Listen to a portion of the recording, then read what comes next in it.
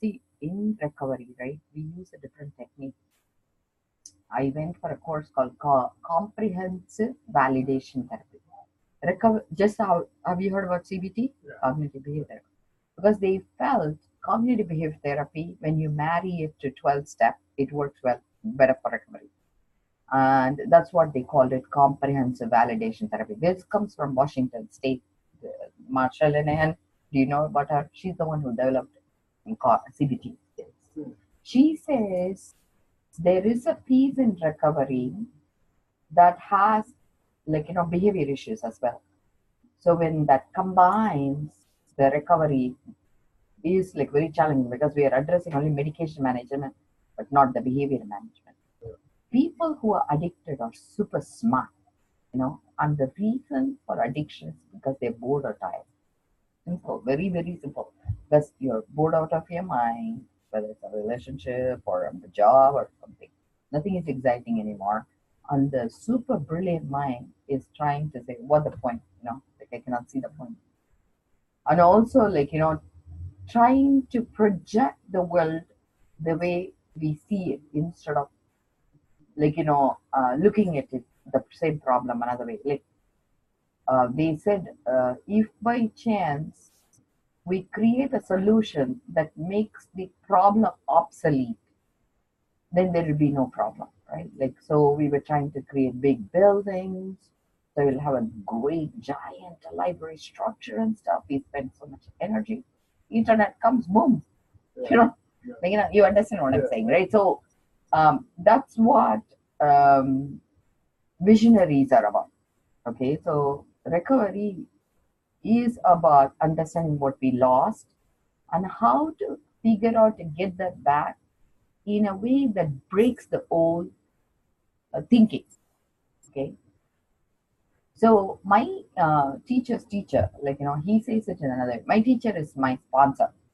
That's why he's my higher power. That's why I use it.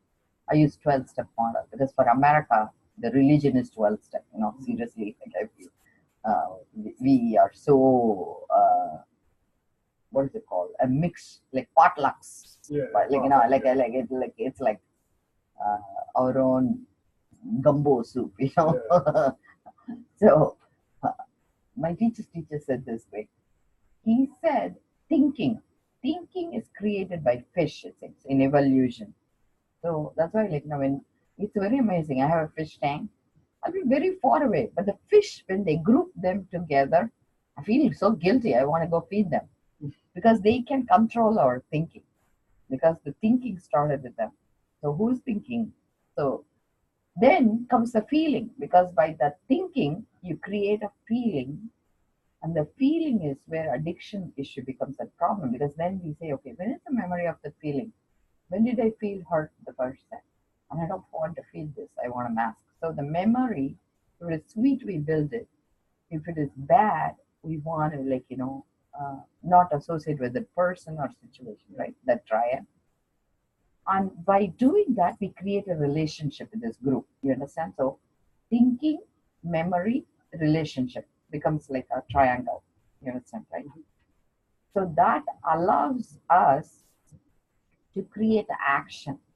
So this action, a healthy person will say, okay, I can accept what I cannot change, serenity prayer, or do what I can to fix it and get to the next level. This is a healthy way. But let's say we don't have the correct skills, we would fall apart there, and we will use our will to sabotage us. Okay? So, but we are pure light inside. That's one thing you need to understand. God doesn't judge us when we use, when you don't use, when you're in jail, when you're not in jail. You think God doesn't love us? Of course He loves us, right? God has no discrimination. That's why God said, go visit people in their jail, right? And He said, go help people who are leper. So love is unconditional. There's no condition. The light is unconditional. The condition starts when we put word to it. So in cognitive validation therapy, they found that when people are shown attachment, they call it attachment skills. That is, when a butterfly comes and it has a flower and it keeps attaching, it keeps coming back. And so when people associate and form attachment, they recover. And those people, when they are denied therapy, they do better. When they're offered therapy, they fall back because they don't need therapy. They need structure. So they call it butterfly technique. So in comprehensive validation therapy, they said it's important for us to do P-test 3 times a week, show continuum of evaluation of them getting to the next level. That works better than doing therapy, wasting time with them, because they don't need the traditional therapeutic skill because they're not mentally ill. They are not behavioral. They are super smart, except they are bored. Yeah. And they have no motivation. Okay. So that's where the difference was. So I did CBT and that's how I learned how to engage. So engagement, you need to do it in a way. So there are only 3 skills in recovery I teach. Okay, I'm a recovery coach. So you should be a recovery coach too. It's a 5-day program. The state offers it for a subsidized rate, $125. It's amazing. You know, you learn so much about ourselves too, how to label, how to not to label, and how to support another person without enabling and stuff. But one of the things in recovery is like, just 3 skills: listening skills, and I'm going to teach you that, leadership skills, achieving goals. That's all. Very, very simple. How do you listen is we chat inside, inner chatter that starts with belly button to throat. Constantly thought goes on, goes on, goes on. But because we try to relate to the thought, let's say, loser. So immediately you say, oh, when did I hear last? You just listen to loser and not engage with it. So, oh, this is what they call me. Oh, they are so nasty. Oh, this is what another thing happened. So you establish relationship. And then by the time 2 hours are done, you're miserable. And then you go do something, right? Yeah. Because the inner engagement continues. But instead, if you just listen to that loser, it doesn't mean it's for you or others. Just listen, don't engage, and it will disappear in 3 seconds. Because thought cannot stay, it cannot sustain without a relationship. You understand? So by understanding and listening to ourselves inside, we can influence us. So you can say, like for example, recovery coaching, they were teaching about labels. They say people who were raised by parents who were addicts walk. So you need to walk from one side to another side. People who were raised by gay or lesbian walk. People who were affected by people who had HIV walk. I mean, like I'm like saying, different labels. People who think they were called junkies take a walk. So they were saying people who were raised in a poverty and with the parents who didn't finish college walk. So I took 2 steps. And at the third step, I realized, yes, my parents were poor, but I had the richest childhood. I had in my neighbor's yard a mango tree. I used to climb, and I used to eat all the mangoes I want. I had a gooseberry plant. I used to pick out of. In our yard, we had guava tree. We had a eucalyptus tree. We had a broad beans in our fence. We used to eat so much broad bean. My mom used to cook every week. They used to dehydrate, fry it, and it was our favorite snack. I really couldn't do this to my parents, not to me either, because I never felt poor. So I turned back after the third step, and I said, I cannot take that label. And everybody clapped.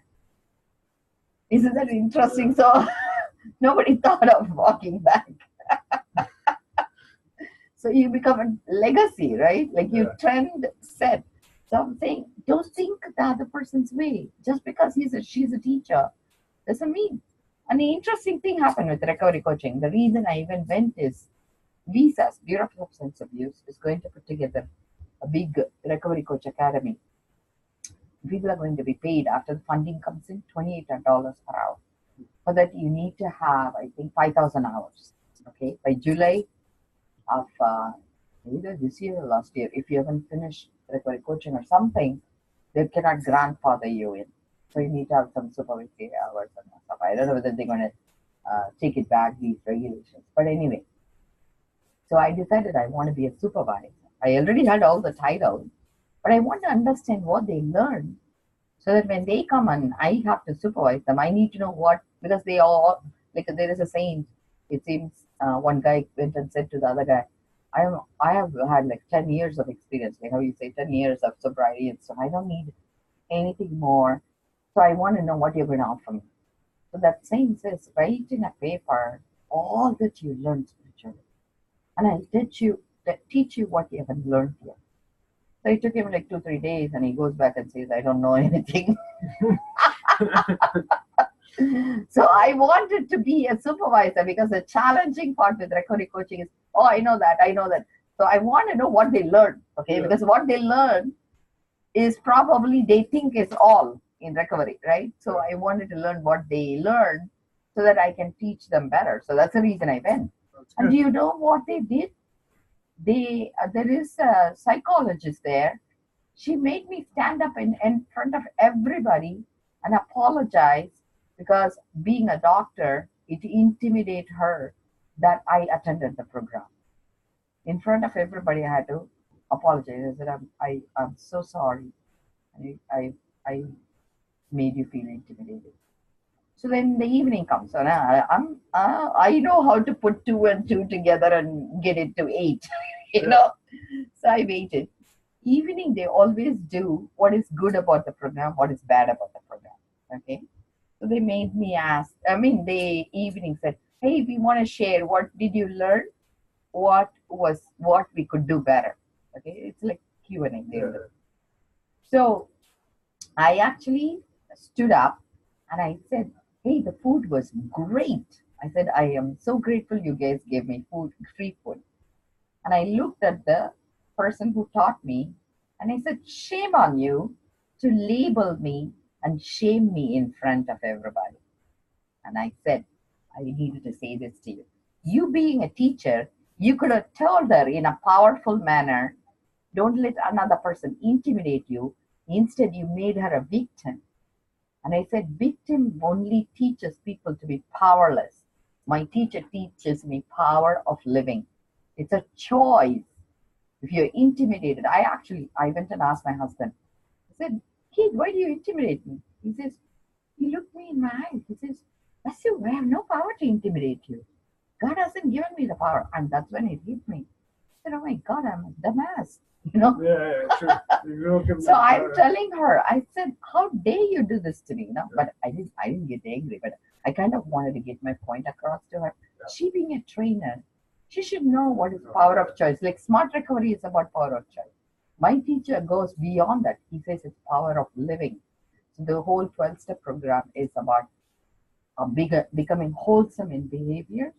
And we use a source book called Door to Enlightenment, just opening the door so you get the light inside. Because once you put the light inside, you can find your broken piece. Yeah. But if you never have the light inside, we cannot be piecing ourselves together.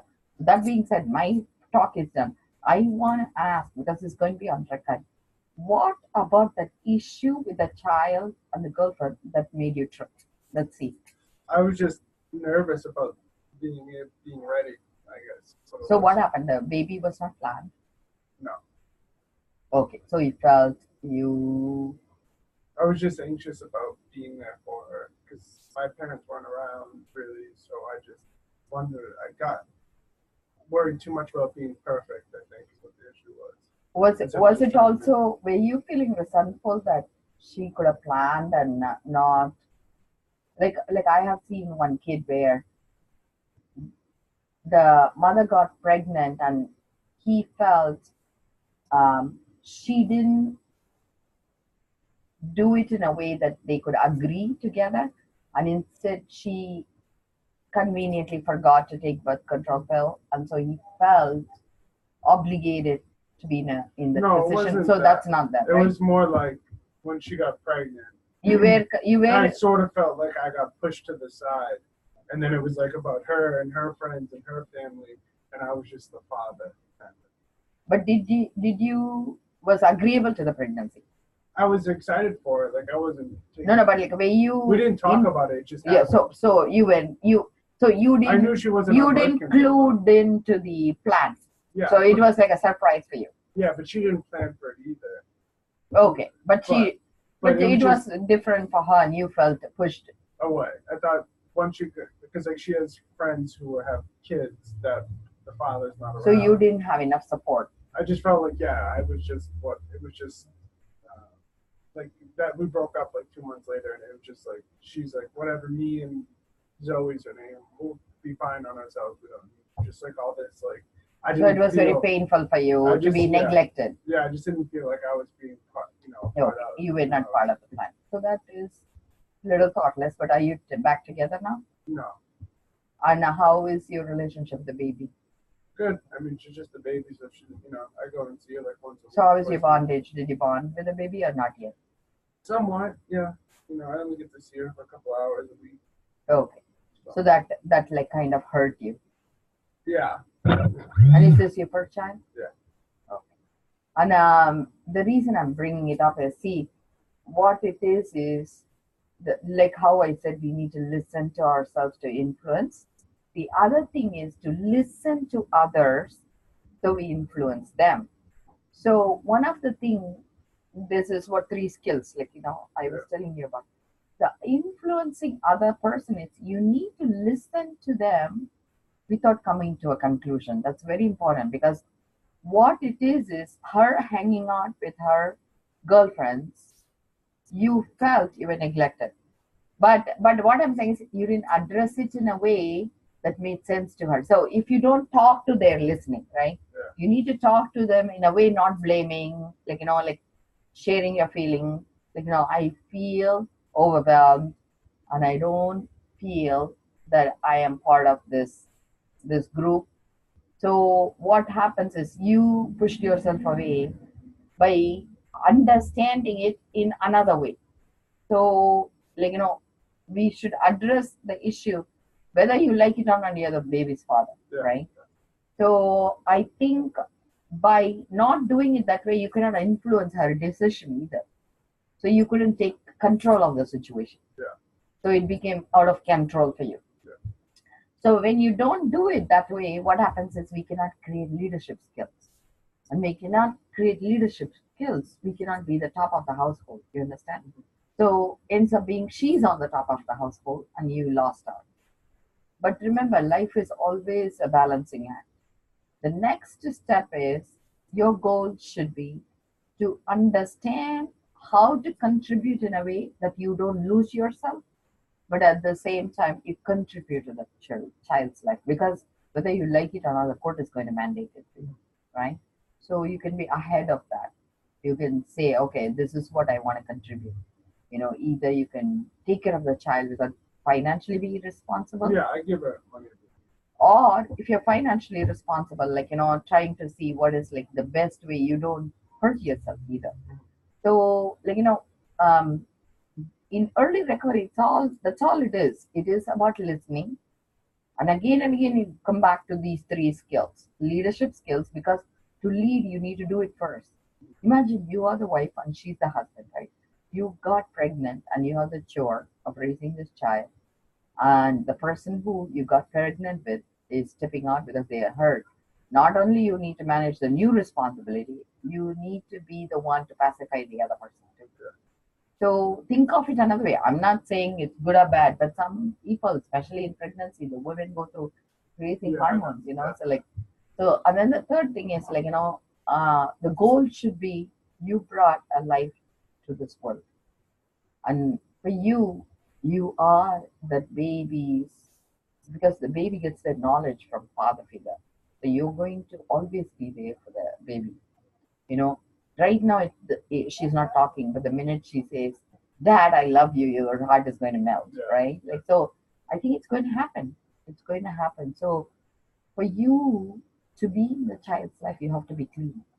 Otherwise, DCF wouldn't even allow you to enter. So giving money is nothing. No, I know. So what I'm saying is, don't think of it that way. Contribute to the child's life. Yeah. So instead of giving money, seriously, even today, ask Zoe, is it Zoe your daughter's name? Ask Zoe's mom, hey, what do you need? Make a list, buy only that. Don't give money. It makes a big difference because actually it seems like my teacher was making a joke. He says, this guy said, I donated $1 million to this church, but the church used it to build. So he goes to heaven. So he says, God, I need these things. I give you $1 million. God says, but I never got to see $1. Yeah. Yeah. It's just to house the priest and other Yeah. stuff. And he's God.